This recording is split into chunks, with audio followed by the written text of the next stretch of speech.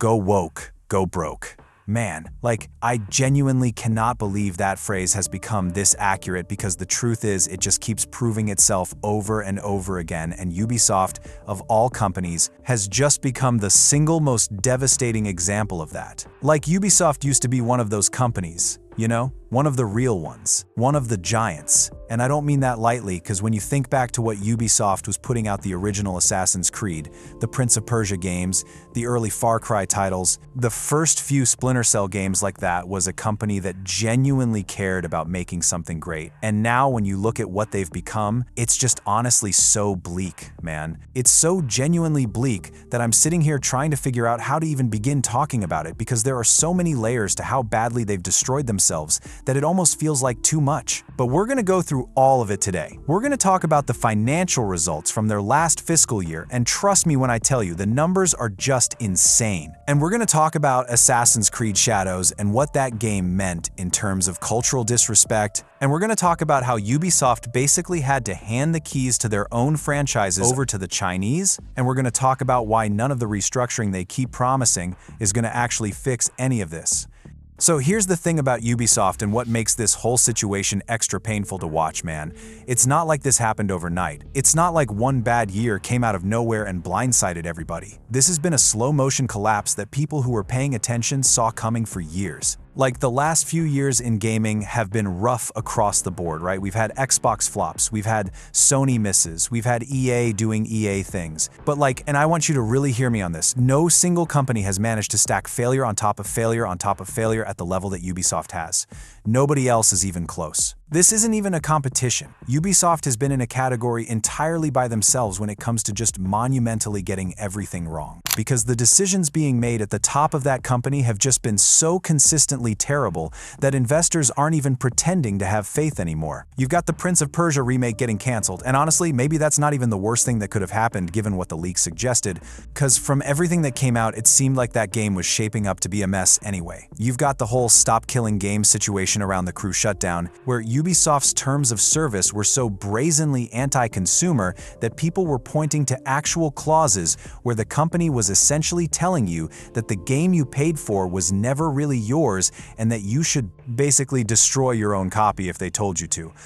Can you imagine the audacity of that? And then, on top of all that, you've got the partial sale to Tencent, which is where dozens of their actual intellectual properties franchises people grew up with just got handed off to a subsidiary. And now, as if that wasn't enough, you've got the early controversies building around Assassin's Creed Hex, with directors leaving or getting fired, with the game itself apparently already going through significant changes, and with the rumored direction of it, a feminist plot where you're forced to play as a female witch protagonist, already causing exactly the kind of backlash that you'd expect from a company that seemingly never learns from the same mistake twice.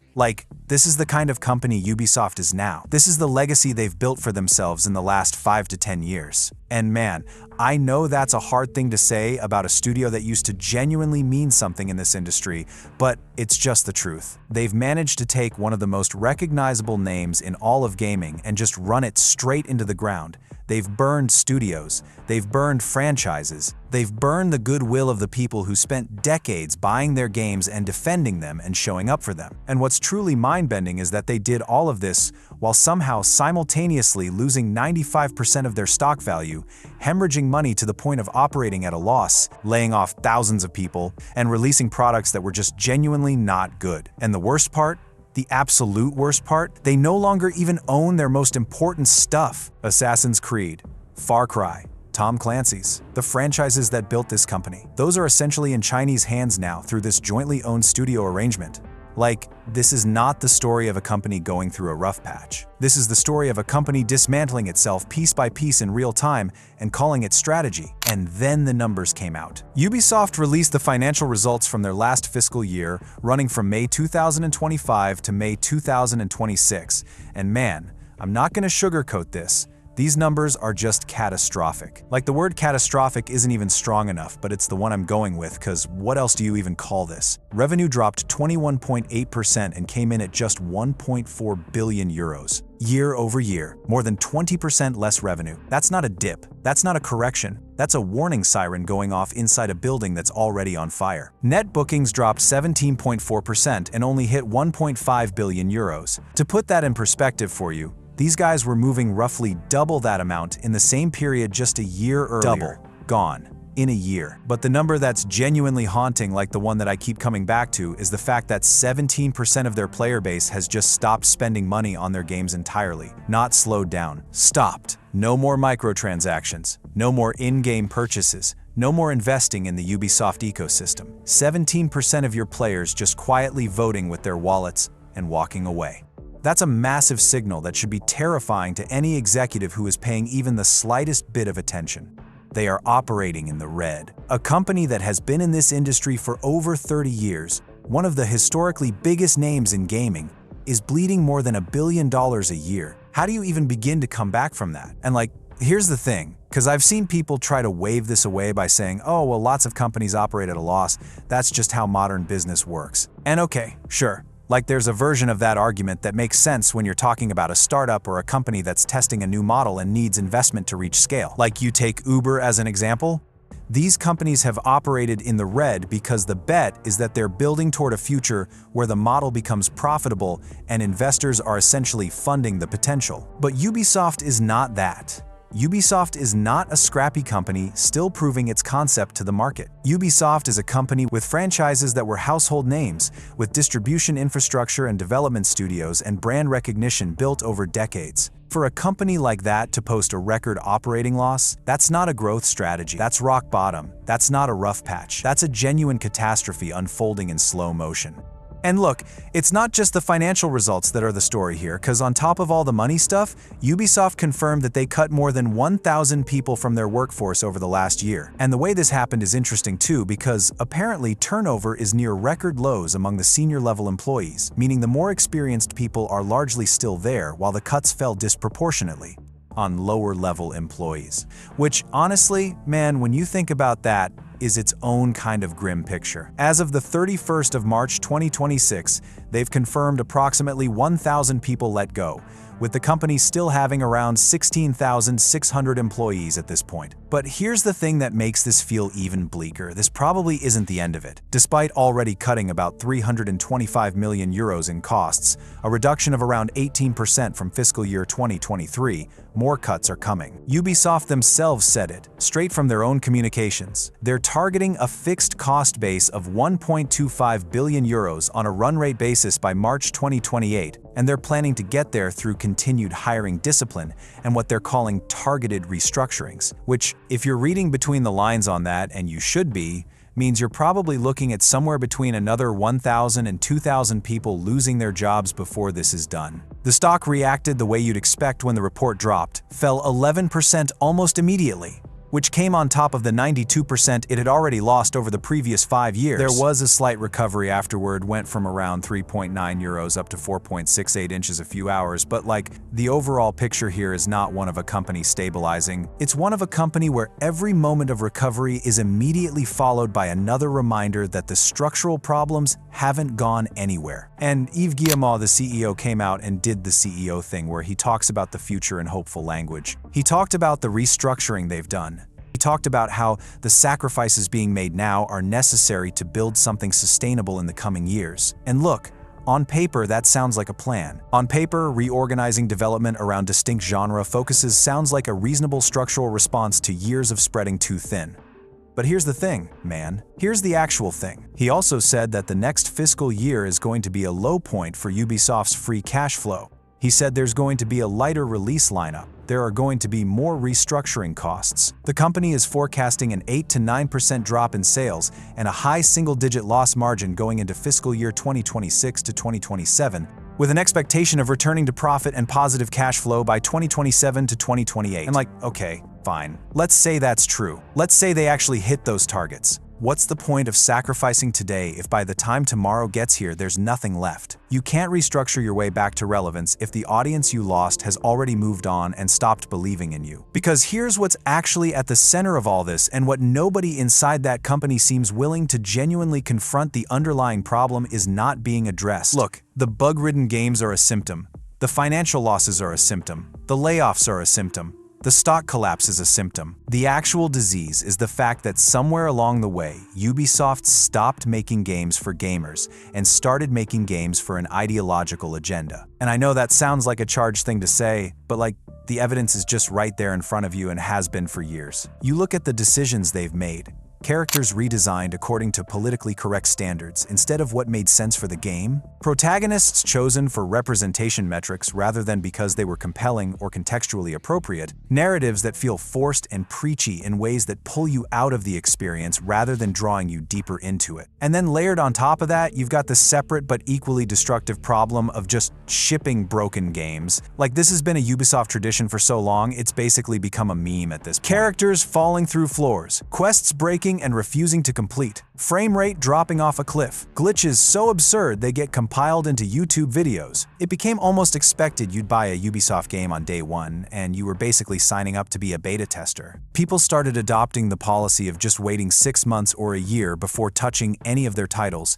waiting for the patches to roll out and the worst of it to get fixed, and even then, you were still rolling the dice a little. That's an insane reputation for a major studio to have built over decades of work. And once you've built it, clawing it back is nearly impossible. Assassin's Creed Shadows is probably the most perfect and also the most painful example of how all of these problems compound each other into something truly disastrous. The pitch for an Assassin's Creed game set in feudal Japan should have been an absolute slam dunk. People have been asking for exactly that for years. It should have been one of the easiest wins in the history of this franchise. Take a beloved formula, apply it to one of the most visually and culturally rich historical settings imaginable, execute it with care and respect, print money. That's it.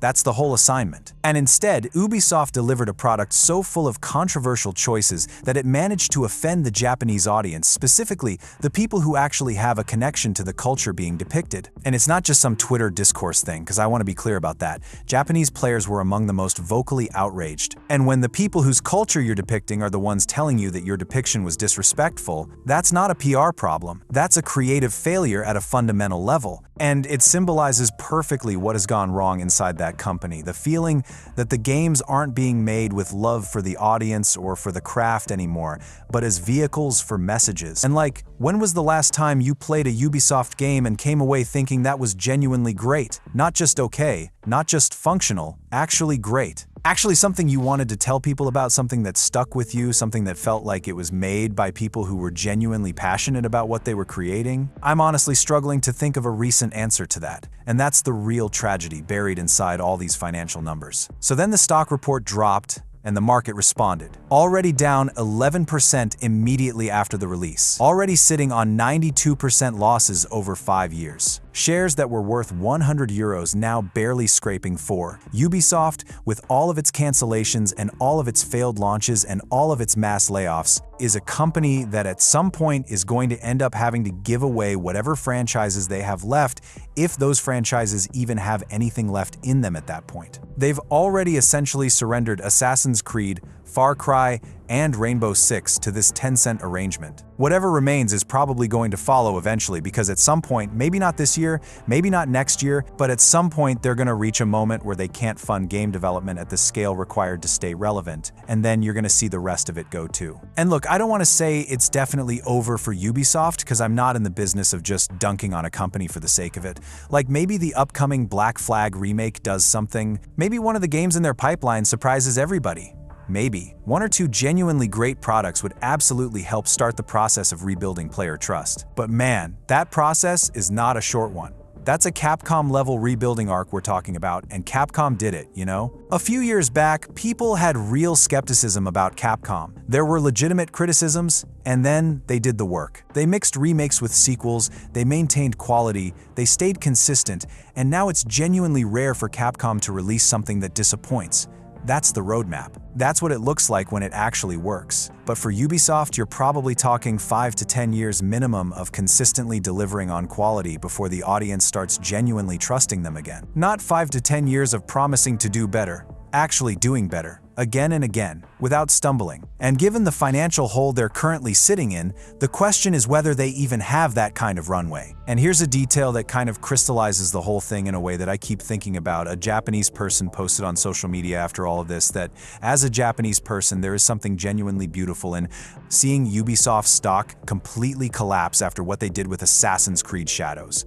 That they were praying for the company's bankruptcy. And I don't think that's just internet rage talking. I think that's a real person expressing a real feeling of having had their culture treated carelessly by a corporation that was using it as a backdrop without actually respecting it. And when you make people feel that way, when you build an entire game around a culture and the people from that culture come away feeling disrespected, that's not a minor miscalculation. That's a profound failure. And the stock numbers are one kind of consequence. But that's another kind. And arguably the more important one. Ubisoft is, without question, the worst place to work right now in this industry, the worst place to invest, the worst place to put your faith in as a consumer. Everything about the numbers confirms what anyone who's been paying attention already knew, that inside that company, things have been wrong for a long time, and that the people in charge either couldn't see it, didn't care, or saw it and chose ideology over craft anyway. And the painful thing is that people, real people, gamers who genuinely loved what this company was capable of, spent years saying so, saying Ubisoft needs to change, saying the decisions being made were going to cost them, saying the audience was losing patience, and instead of listening, Ubisoft picked fights, doubled down, kept going. And now they're sitting on $1 billion operating loss and a stock that's lost 92% of its value. They reaped exactly what they sowed, man, every single bit of it. And honestly, the only question left, the one that I think is genuinely on everyone's mind at this point, is whether we're watching the slow end of Ubisoft as an independent entity, or whether some acquisition announcement is coming before they even get that far. Because I genuinely don't know how you look at these numbers and believe that the current path leads anywhere good. And what a waste, man. What a genuinely sad waste of what this company used to be.